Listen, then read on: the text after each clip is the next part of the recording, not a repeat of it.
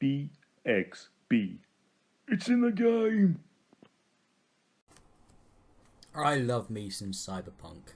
Be it Blade Runner or William Gibson's novels such as Snow Crash or The Matrix or many other iterations of this science fiction genre throughout history and modern media. I do love a good cyberpunk story. The mixture of the neo sort of noir trappings of the genre with the kind of futuristic technology, anything relating to cyberspace, it really gets me going. I've got to say it, I enjoy it. And I therefore come at Dex, which I'm looking at here by Dreadlocks Limited and published by Badland Indie, through a certain skewed perspective. But hey, that means I'm just the perfect guy to review this, I suppose. And without further ado, let's look at Dex. Now, Dex opens up with a pretty slick cutscene that's narrated, and you're introduced to your main character, and she's this blue-haired chick with some weird stuff on her neck, and stuff's happening to her. She doesn't exactly know why or what's going on, and it's a typical kind of fish out of water situation. Confusion and complications arise. She's introduced to this strange AI system, and you're swept up into this cyberpunk world in which you're slowly introduced to a selection of crazy characters and interesting locations and the typical kind of enemies you'd expect in this world. And I don't want to talk about the story too much because it's actually really well executed, and I really enjoyed my time with it. I really enjoyed the characters, and I really like the settings and the locations, and it all feels Blade Runner-y, definitely Blade Runner-y. Combat at first takes a little bit of getting used to. Everything is this 2D side-scrolling affair, and the combat matches this. But the combat's actually quite exacting, and it requires careful positioning sometimes. It's not as arcadey as it would maybe initially make you think from its appearance, which is a little bit of a downside to it, I suppose. But as you get further through the game, you can unlock different abilities and customize your character in all kinds of exciting ways to really sculpt Dex to be the creature that you want her to be. And yeah, there's lots of variety in there.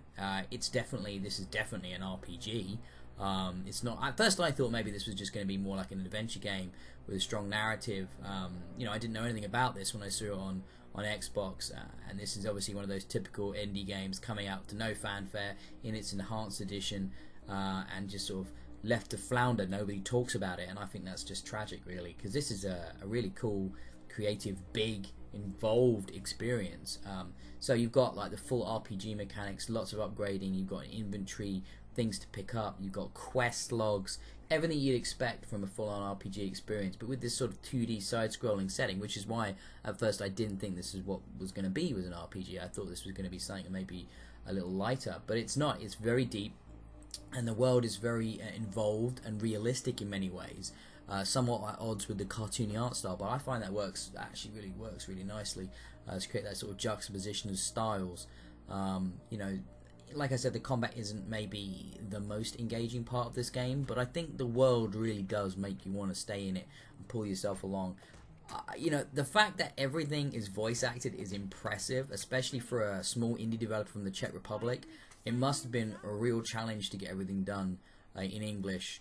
And you know what? Some of it's a bit up and down, a bit choppy, but some of it's really good. The main characters are done really well.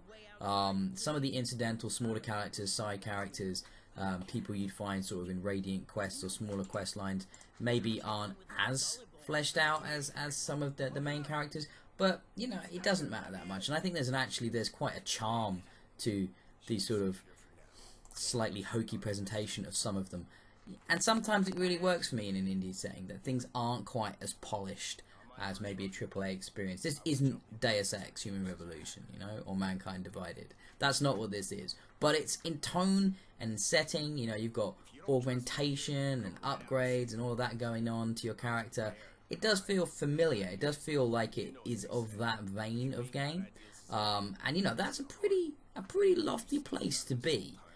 Even with this very different setting, I think that the team here, the indie team, has really played to its strengths, known what its weaknesses were, and still produced a very ambitious project, which is what you love to see from a smaller studio, striving for something different, striving to be creative.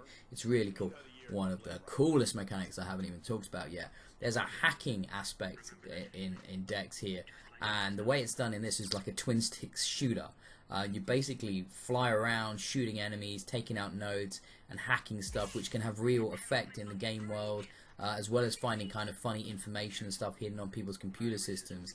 I really dug it, actually. It maybe isn't the best twin stick shooter in the world, but it's a really fun mechanic. And another one that's like fully upgradable and augmenting, and you're able to like improve your abilities throughout. Dex has got some real legs, and it's a lengthy game, and it's I found a fun game to play, a rewarding game. I love that the main protagonist is a really sort of independent, powerful, sassy woman. I thought she's brilliant, Dex herself, and her supporting characters are really good fun as well. I think I'm going to highly recommend Dex here. I really enjoy it. I wish more people knew about it, and I wish more people were talking about it. But it's come out just prior to the big new Deus Ex game, and I imagine it's going to be kind of forgotten because of that, which is a total shame. But hey, check out Dex if you're looking for a cheaper alternative, maybe, or just a different type of game, to what Human Revolution is going to give you. Even though this is a big open world environment as well, with an overworld map and lots of places to go and things to do and people to see, there is so much to do in this game. I was really impressed with the breadth and the depth of the content here. So I'm going to give Dex a really highly recommending 4 out of 5 stars. BXB. It's in the game.